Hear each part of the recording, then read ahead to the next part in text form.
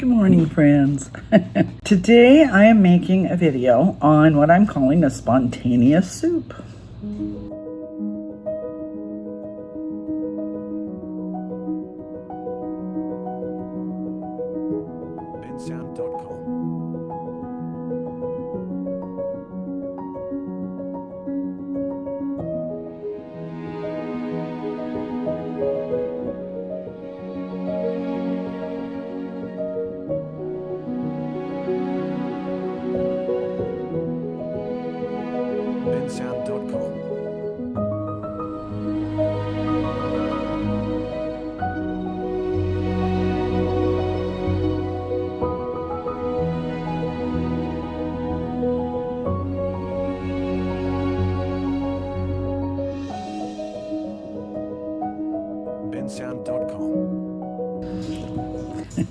Okay, the reason I'm calling it spontaneous soup is because I had no plan of making this at all ahead of time.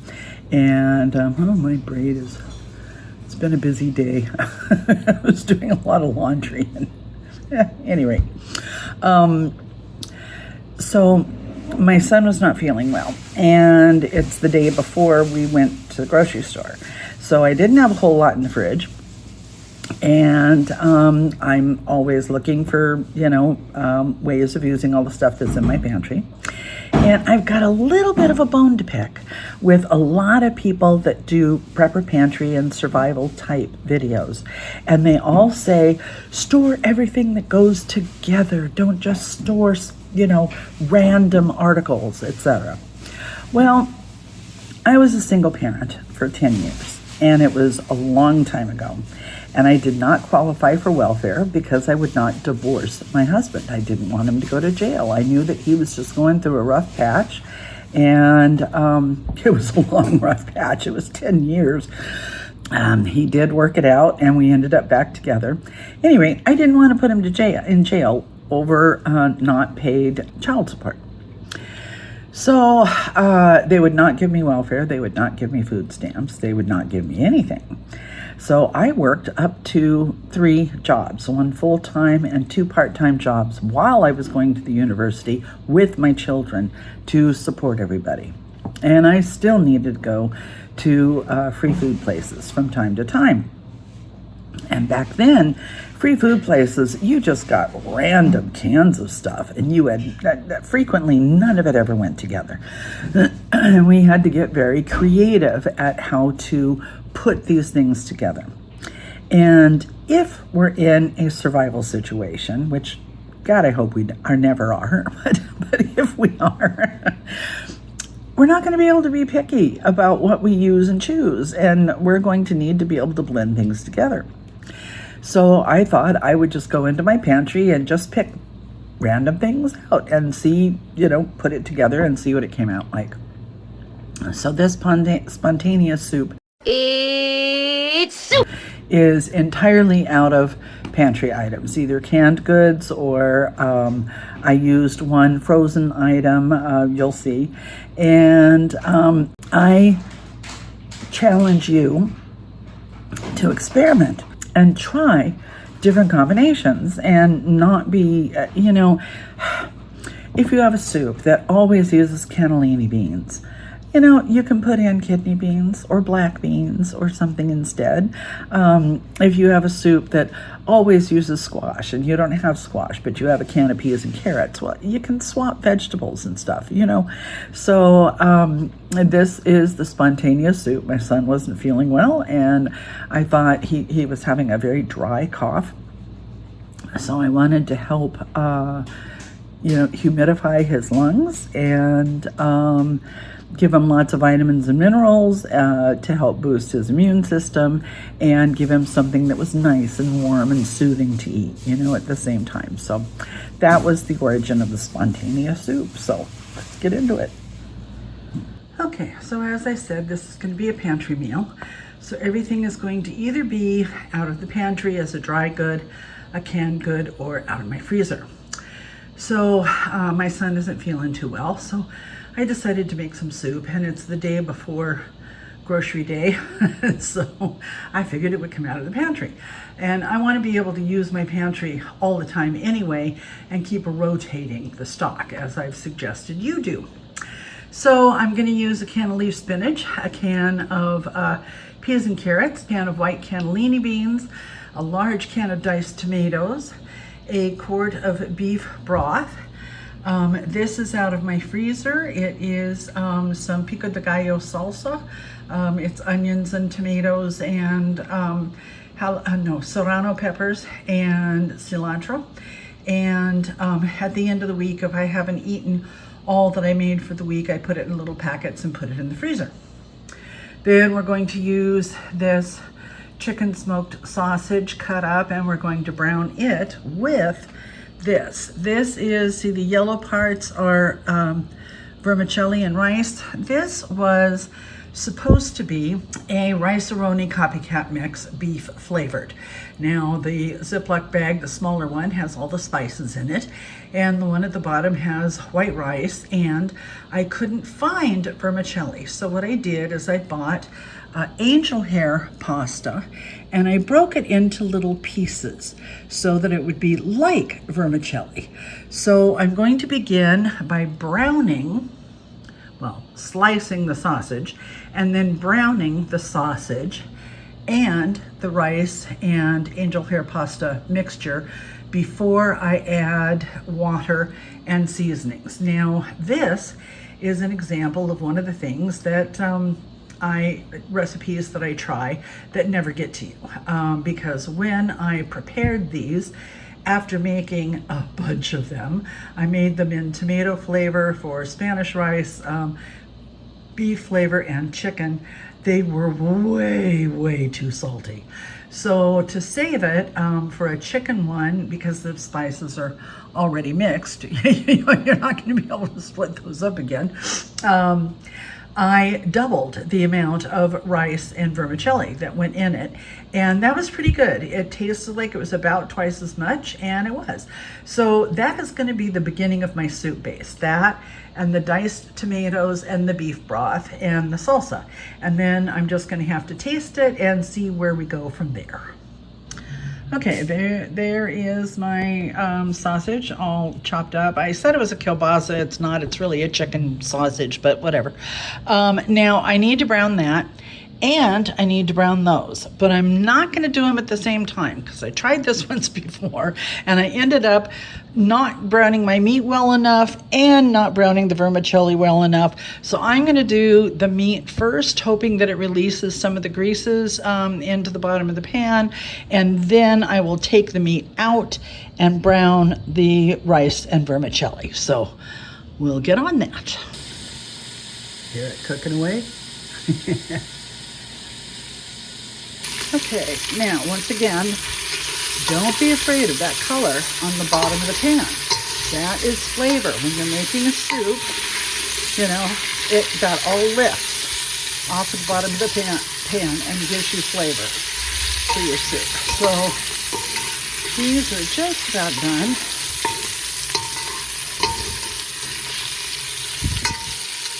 I'm going to take them out and put in the rice. Okay, well, I apologize. I missed a couple steps here. I couldn't film. I got too hot. It's 106 here today, and I don't have any air conditioning in this part of the house. So I took the meat out. I browned the rice and vermicelli. I put the meat back in. I added a quart of liquid. I added a quart of beef broth, beef stock, and also I burnt part of my meat because I just got way too hot. So I'm about to open up all the cans of vegetables and add them in, and once I see how much liquid that gives me, then I'll decide how much more to add.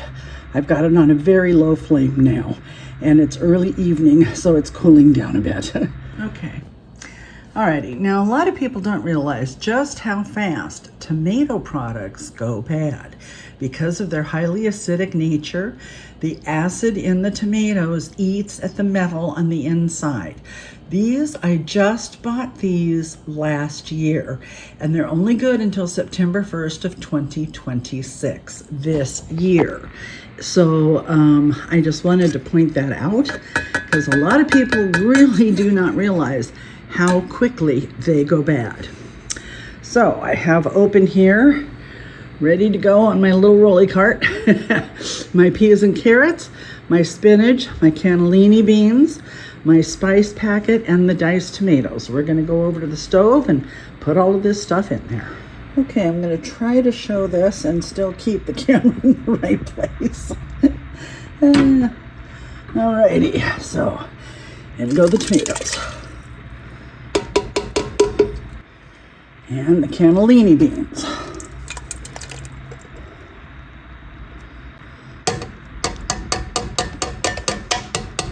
Yep, I knew that was going to end up coming off there. I tried to wiggle it off and it wouldn't come off, but of course, when I start banging to get the last beans out of the bottom of the can, the lid decided to leave again. Alrighty. Good thing I washed the cans before I started, huh? Alright, and the spinach.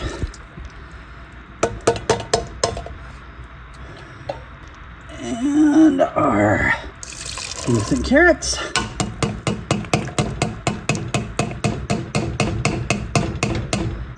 That top had already come off of the can, so don't have to worry about that. And I'm going to have to put you down to add in the spice mix. Alrighty, spice mix is in. Let's mix this up.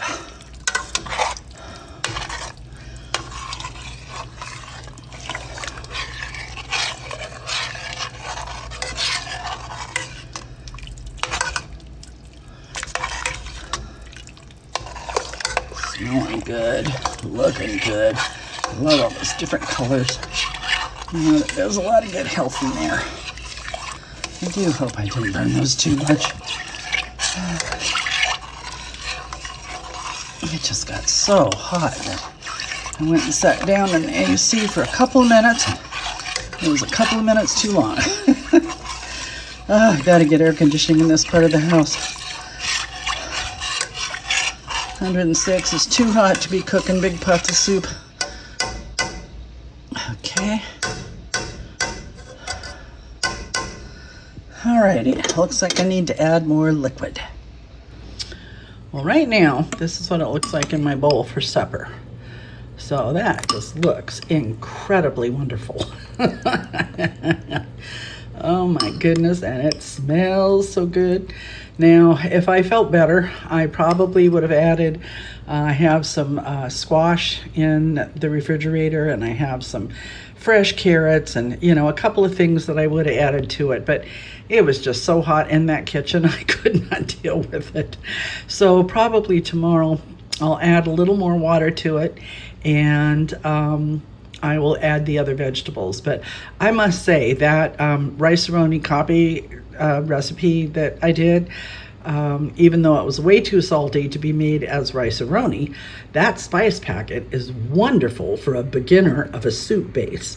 I did not add anything in here. There's no salt added, no pepper, no nothing, and it tastes wonderful. Thumbs up on this one. Well, the soup was wonderful. I ate it for 2 nights, and Bill ate it, and it helped loosen up his congestion and all of that. And now I have 7 bags ready to go in the freezer, because you cannot can anything with rice or pasta inside of it. But these will be great in the freezer. So I did 2 cup batches so that they'll be perfect for salud, mija. So they'll be perfect for a dinner for me or for him, or a lunch or whatever. And yeah, that was time well spent for a little spontaneous soup. Okay, to wrap up the spontaneous soup. When you're shopping sales to build your pantry, which I would recommend you're doing, you know, sometimes you're gonna run across some kind of obscure things that maybe you wouldn't normally buy, but are something that you really like. For example, I am beginning to make my own dairy products, like sour cream and cottage cheese and cream cheese and, things like that. And I'm going to be branching into real cheeses in the future also. And I use those to make dips. Now, those can be dips for veggies, or they can be dips for fruits, or they can be dips for crackers or bread, or, whatever. And one of them that I really, really love is an artichoke heart and spinach that I always made for parties. And so I ran across a sale on canned artichoke hearts, and I bought 6 of them. Now, that's not... that's an extravagant thing. It's not something that I'm going to really consider part of our sustenance. But psychological things are good too. And to be able to make that dip that I made for festive times for us in the past, it would be really nice to still be able to do that, even if there were some sort of a disruption of whatever in the future. So when you're shopping sales to fill your pantry, you're going to get some random stuff, and that's okay. And I don't want anybody to make you beat yourself up over it. Another thing, for example, if you've never eaten anchovies in your life, or worse yet, you've eaten them and you don't like them, don't buy anchovies just because they're cheap. Telling yourself, well, in a survival situation, it'll be, do or die, so I'll eat it. Well, you can spend your money on something you'd like instead, and that's absurd. However, if you believe that there is a possible do or die situation, you can always use foods like that to barter with other people to get foods that they have that you want. Okay, I wanted to explain one of the reasons why I like canned veggies. Lots of people have freeze-dried vegetables, and if I had a freeze dryer, I would have freeze-dried vegetables, okay? But purchasing them is very, very expensive, and they do last forever. When you buy them from the people where they're prepackaged, they're 25, 30-year shelf lives, most of them. I mean, things vary according to what they are that's canned. But one thing that people frequently don't consider is all of those things, even dehydrated as well as freeze-dried, need water to rehydrate. So if you're in a very emergency situation, you may not have water worked out yet, or water could be limited, or it could be icky.